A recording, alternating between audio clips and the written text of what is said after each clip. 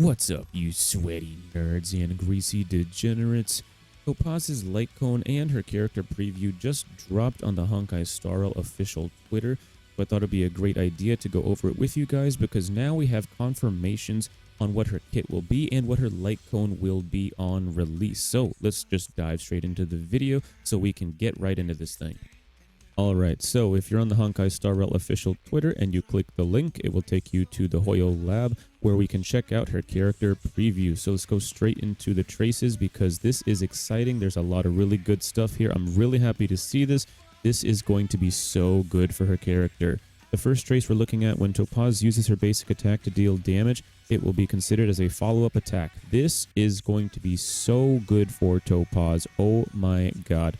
And when we hopefully, fingers crossed, finally get a relic set that buffs follow-up attacks in the hopefully near future, then this is only going to get better and better. And the other trace we're going to take a look at here increases Topaz and Nummy's damage dealt to enemy targets with fire weakness. This is also very good. She's going to perform well on fire-based teams or just against any enemy that is weak to fire. So very, very strong synergy there for her. Really, really good. After Nummy uses an attack while in the Windfall Bonanza state, Topaz additionally regenerates energy. So this is her buffed state. After you use her ultimate, she will be able to not only deal more damage, but she will also be able to regenerate energy, hopefully getting her back to her Windfall Bonanza state even quicker. Here are some trace materials you can use to farm her. I have a Topaz pre-farm guide. I'll put that in the link in the description down below as well, so you guys can go check that out if you want to pre-farm for her if you haven't already. Her basic attack deals fire damage to a single enemy. Don't forget, it is considered as a follow-up attack as well. So this is incredibly synergetic with her kit. Her technique, let's take a look at her technique. Explicit subsidy. It summons Nummy when Topaz enters the overworld. Nummy will automatically search for basic treasures. Did I say talent or technique? Oh, it is her technique. My bad. Summons Nummy when Topaz enters the overworld. Nummy will automatically search for basic treasure and trotters within a set radius. Using the technique causes Topaz to regenerate energy after Nummy's first attack in the next battle.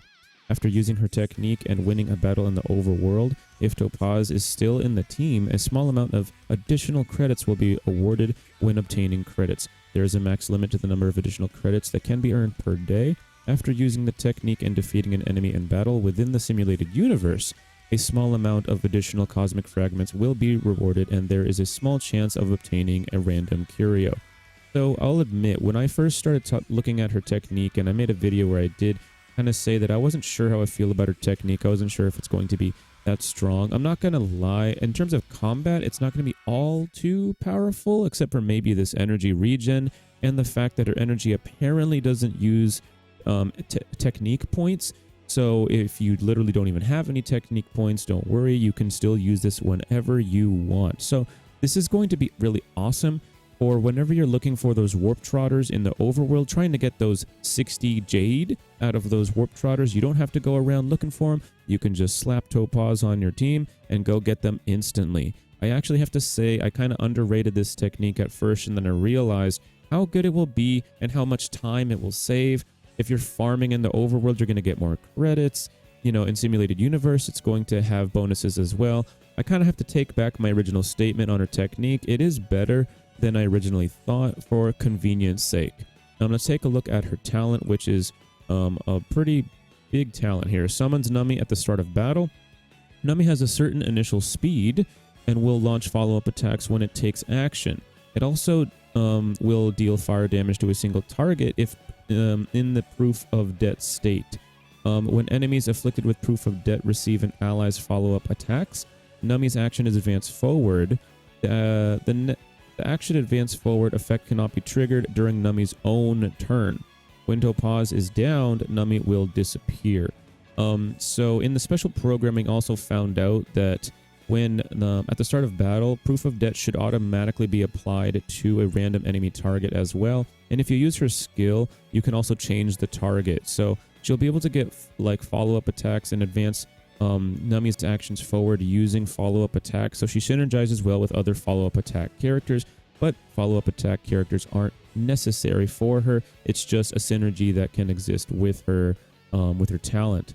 let's take a look at her skill, which I'm not a fan of the fact that all of these animations kind of look the same, but that's the one problem I will say about Topaz, is that her animations seem a little bit lazy, but that's not the important part about Topaz.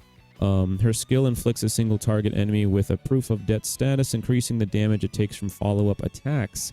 Proof of Debt only takes effect on the most recent target it is applied to. If there are no enemies afflicted with Proof of Debt on the field when an ally's turn starts or when an ally takes action, Topaz will inflict a random enemy with Proof of Debt. It uses Nummy to deal fire damage to the target. When dealing damage using this skill, the attack will be considered as a follow-up attack. So she has built-in follow-up attack synergy with herself, and like I was saying earlier, Proof of Debt will automatically apply to an enemy that doesn't already have Proof of Debt on them. Now let's take a look at her ultimate, which I do like her ultimate animation. This does look pretty cool. Stocks go up, stocks go up. So let's take a look at the actual effects. Nummy enters the Windfall Bonanza state, and it is the damage multiplier and crit damage increase. Also, when enemies with Proof of Debt are hit by an ally's basic attack skill or ultimate, so basically anything, Nummy's action is advanced forward. Nummy exits the Windfall Bonanza state after having used a certain number of attacks. So from what I understand, this action forward advancement is going to be pretty substantial. It's not necessarily going to be some small amount. It's uncertain whether it will be like 100% actions advance forward, or whether they're going to have to kind of cycle a few things together in order to give Nummy those extra turns. This is why Asta is going to be so strong for Nummy, because Nummy will be getting actions advance forward, and a character like Asta can actually increase the speed of Topaz and Nummy separately because they have separate places in the action order from each other. So definitely some really strong synergy there with Asta. Asta also buffs other characters with fire type combat damage, which just so happens to be Topaz. Alright, so if we take another look at the Honkai Star Rail official Twitter, we'll have a different link that takes us again to the Hoyle lab, where we can take a look at the preview for her signature light cone, which is, oh my god, look at that, that's so adorable. So her signature light cone says, at Superimposition 1, it increases the wearer's crit rate by 18% and their follow-up attacks damage by 30%. Jesus.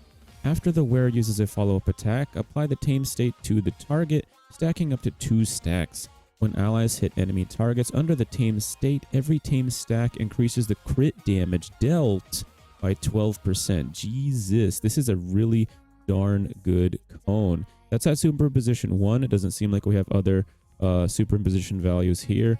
It looks like we have the Moles Welcome You, we have Resolution Sign, just Pearls of Sweat, and Dan's 4-star light cone as the 4 stars for this particular light cone banner. Again, it increases the wearer's crit damage or crit rate by 18%. That's going to be so huge for her. It also increases the follow-up attack damage by 30%. And when the wearer uses a follow-up attack, they applied the tame state to the target, and this can happen up to 2 stacks. And when allies, so that doesn't mean just her, when allies hit enemy targets under the tame state, every tame stack increases the crit damage dealt by 12%.